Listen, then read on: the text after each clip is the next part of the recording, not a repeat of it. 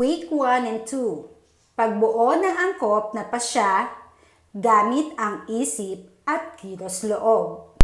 Natutunan mo sa unang markahan kung ano ang mga inaasahan sa iyo bilang nagdadalaga at nagbibinata.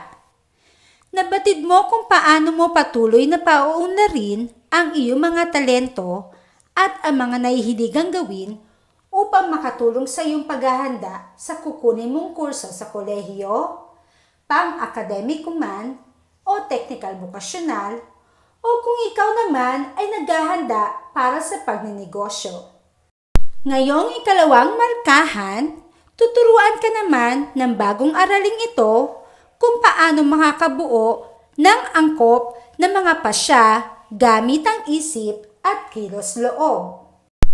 Makakatulong ito sa iyo upang makapamili ng mga desisyon tulad ng mga ipinakita ng mga larawan sa itaas. Huhubugin ka rin tungo sa pag-unlad ng iyong pagkatao.